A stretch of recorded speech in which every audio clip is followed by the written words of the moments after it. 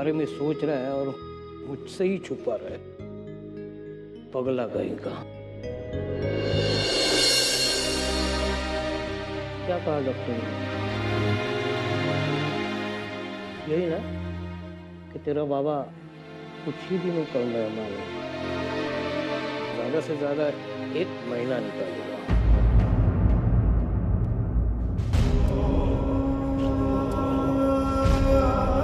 इसलिए तू उदास है ना? पर बेटा मुझे ये बात पहले से ही मालूम थी।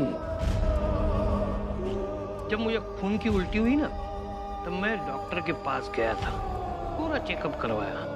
तभी मुझे डॉक्टर ने कहा, दामोदर पंत, आपका रिजर्वेशन हो चुका है, आपकी गाड़ी कभी भी आएगी।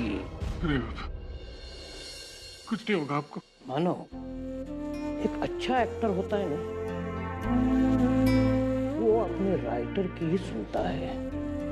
वो जो कहता है, जैसा कहता है, उसी तरह उसे सब कुछ करना पड़ता है। गणपति बाप्पा जैसे राइटर ने मेरी एग्जिट तय की है। मैंने कहा ना आपसे, अरे कुछ नहीं होगा आपको। मुझे मेरे एग्जिट की चिंता नहीं है। बोल, तू मेरी बहू को वापस लाएगा? मरने से पहले तू मेरी ये आखिरी इच्छा पूरी करेगा? अभी ये सब के बारे में बाद में बात करेंगे, अब अभी अंदर से क्या आराम करेंगे। नहीं, तू मेरी बात टाल मत। मुझे बता पहले, तू मेरी आखिरी इच्छा पूरी करेगा? देख मानो, मैंने जिंदगी में बहुत कुछ करके देखा है। जितना दुख पाया उतना सुख भी पाया है।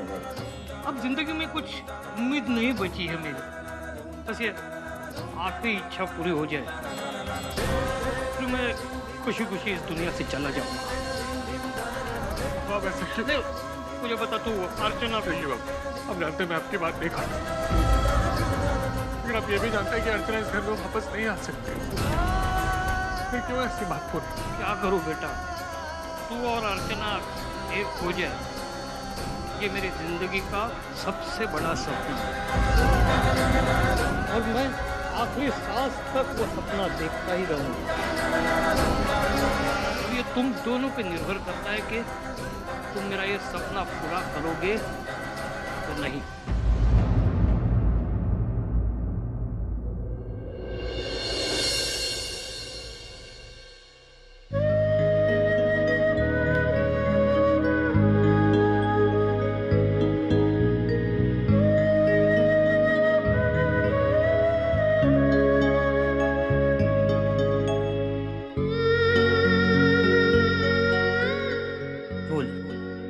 मेरी बहू को वापस लाएगा?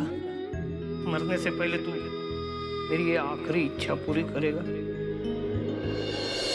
क्या सोच रहे हो माला?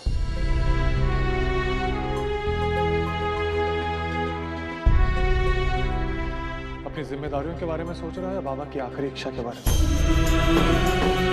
और मैं कुछ गलत तो नहीं कह रहा। अर्चना से शादी की थी तुमने, 7 जन्मों तक साथ निभाने का वादा किया था। तुम्हें नहीं लगता कि दूसरों के बारे में कुछ ज्यादा सोचकर तुम अर्चना पे अन्याय कर रहे हो? माना कि वो कुछ बोलती नहीं, लेकिन उसकी भी तो अपनी उम्मीद है, अपने सपने। एक पति होने के नाते उन्हें पूरा करना तुम्हारी जिम्मेदारी नहीं है? क्या सोच रहे हो माना? जिस जिम्मेदारी के लिए तुमने अपनी सारी खुशियां कुर्बान की, आज उस जिम्मेदारी से अपना मुंह फेर रहे हो। अरे अर्चना को तुम्हारी जिंदगी में आए हुए तो सिर्फ 1 साल हुआ है। इस घर में तुम पले हो, बड़े हुए। इस घर की जिम्मेदारी तुम्हारे लिए कुछ नहीं है। मानो तुम्हें जल्दी से कोई फैसला करना पड़ेगा। ऐसे तुम सबकी जिंदगी के साथ खिलवाड़ नहीं कर सकते। तुम्हारे एक फैसले पे अर्चना, बाबा, शामी सबकी जिंदगी निर्भर करती है। क्या फैसला किया तुमने? बोलो मानो, क्या फैसला किया तुमने?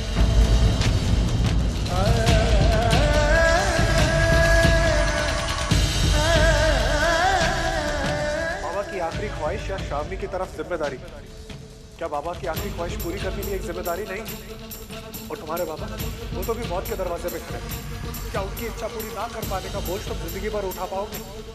जिस जिम्मेदारी के लिए तुमने अपनी सारी खुशियां कुर्बान कर मानो तुम्हें जल्दी से कोई फैसला जिम्मेदारी से अपना मुंह फेर कैसे तुम सबकी जिंदगी के साथ खिलवाड़ नहीं कर सकते।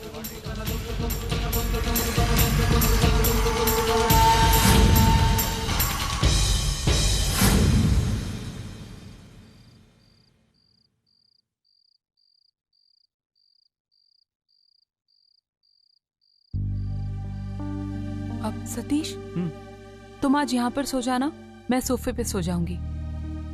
क्यों? क्यों मतलब? जरूरी नहीं है कि तुम रोज सोफे पर सो, कभी कभार मैं भी सो सकती हूँ।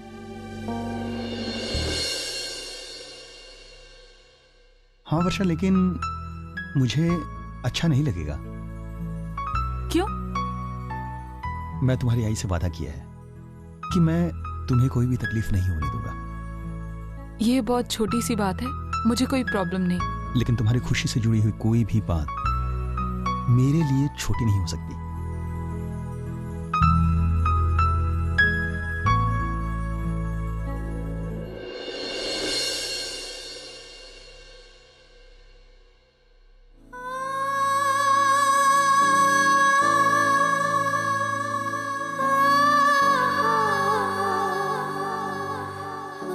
सतीश,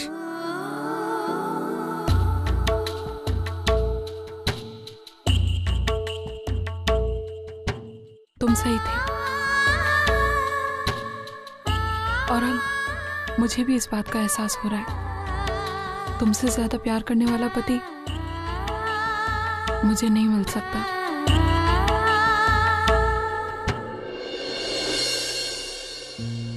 मुझे नहीं लगता वर्षा कि मैं तुम्हें कभी समझ पाऊंगा। मैं तुम्हारी अच्छाई पहले से जानती थी, लेकिन मुझे ऐसा लगता था कि अच्छाई के अलावा और भी कुछ गुण होते हैं जो मुझे मेरे पति में चाहिए। मेरी शादी के बारे में, मेरी लाइफ पार्टनर के बारे में मेरी एक अलग सोच थी, अलग राय थी, और शायद इसीलिए मैं तुम्हारे प्यार को कभी समझ ही नहीं पाई। लेकिन आज मैं जान गई हूं, अच्छाई और प्यार के सिवा और कुछ नहीं होता। अपने जीवन साथी का अगर साथ होना तो हर मुश्किल आसान हो जाती है,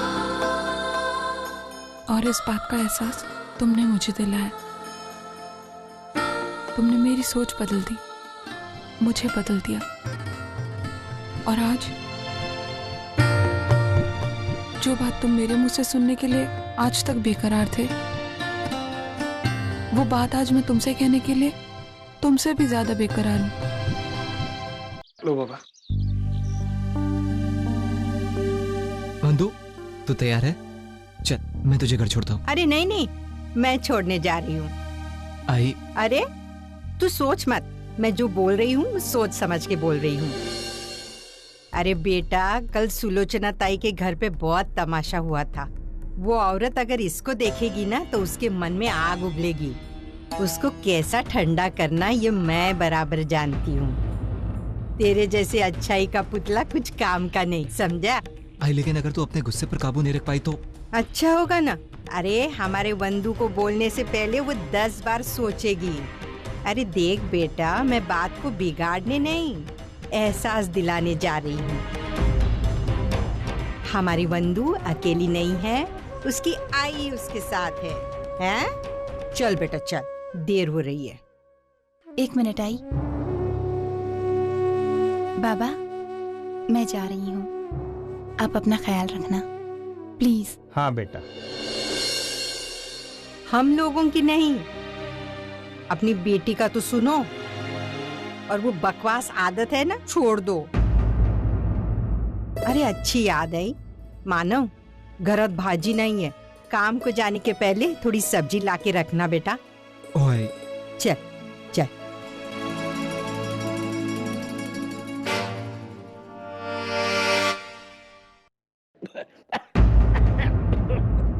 बाबा,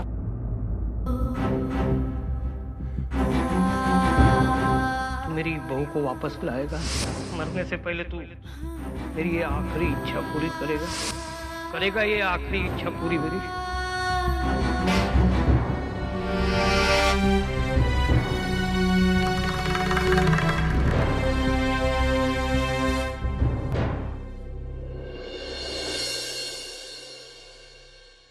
ताई, मुझे सब कुछ बोरिंग नहीं लगता है।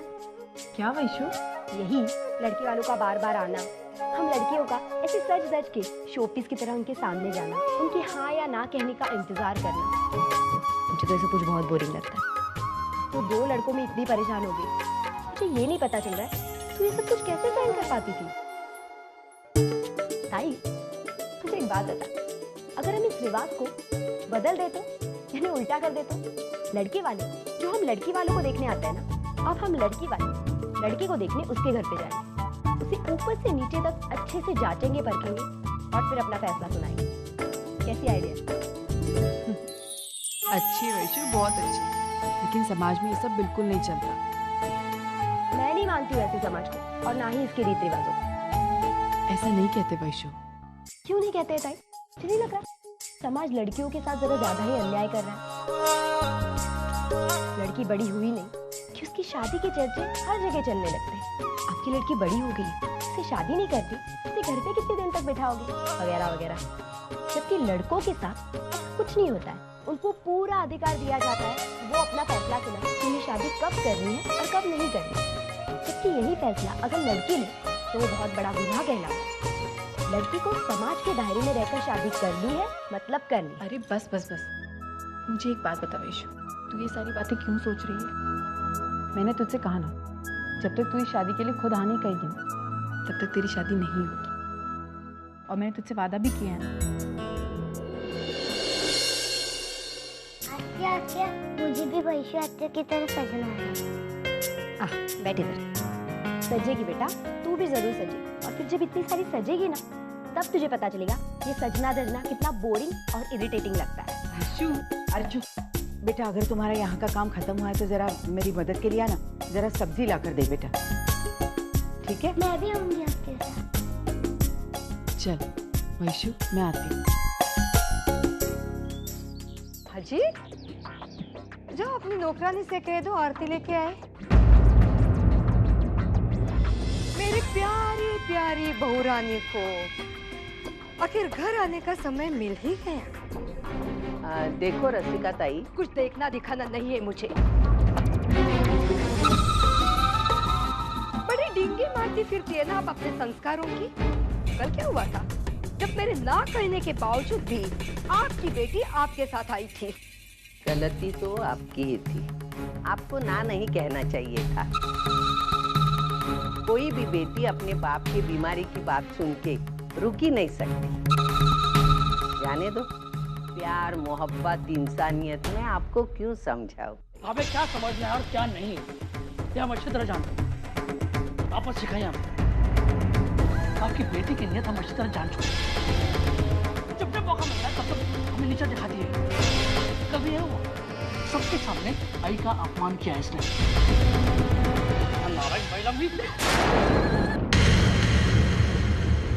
बेटा, अपनी जुबान और अपनी हाथ पे काबू रखना। कहीं गलती से अगर मेरा हाथ उठ गया।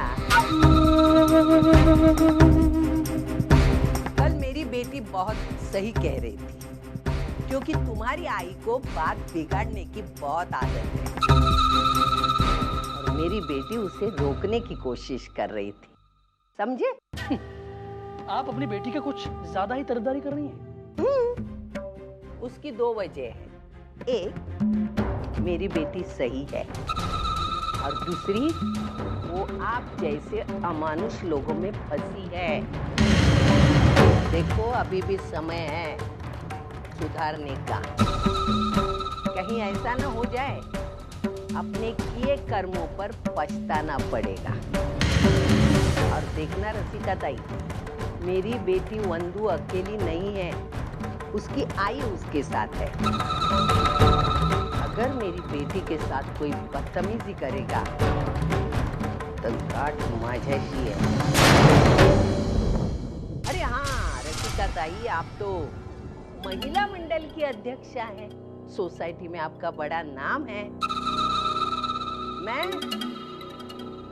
मैं तो बदनाम औरत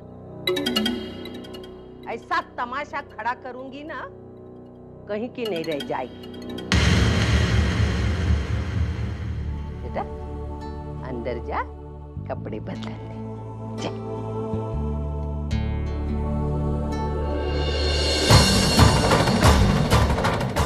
निकल।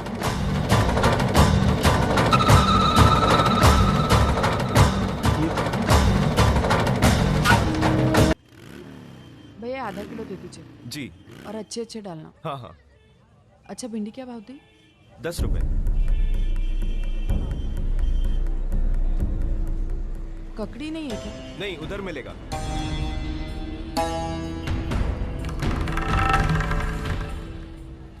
भैया आप थोड़ा जल्दी जल्दी कीजिए ना। मानो काका।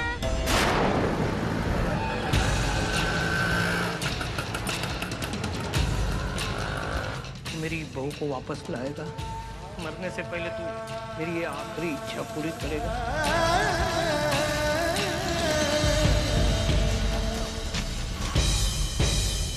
कितना हुआ? अर्चना, अच्छा वो तुम यहाँ मिल रहे, मुझे तुमसे कुछ बात करनी थी। भैया नहीं चाहिए मुझे, रहने दीजिए। चलो पुन्नी। अर्चना, आत्या रुको ना, मानो काका से मिलना है। पुन्नी चलो। अर्चना।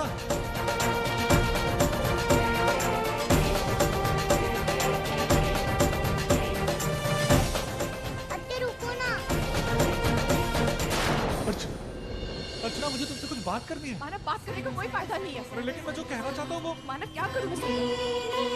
हम लोग जब भी एक दूसरे से मिलते हैं या बात करते हैं हमें सिर्फ तकलीफ होती है और कुछ नहीं। मानव, एक और बात मानव, 3 दिन बाद आपकी शादी के साथ शादी हो रही है। मैं नहीं चाहती कि मेरी वजह से कोई प्रॉब्लम। मुझसे जो कुछ भी मंदिर में हुआ ना मानव, मैं और बर्दाश्त नहीं कर सकती। चलो पुन्नी। ईशा, पुन्नी चलो।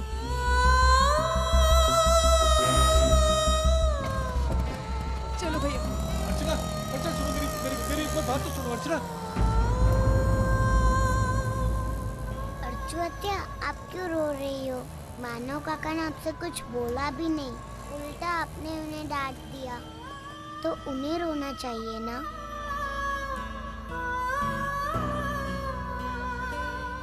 भैया अब वापस गाड़ी घुमाई और वही लीजिए जल्दी। भैया जल्दी। बस भैया यही रोक दीजिए। भैया आप बच्ची का ख्याल रखिएगा, मैं कुछ लेकर आई सामान।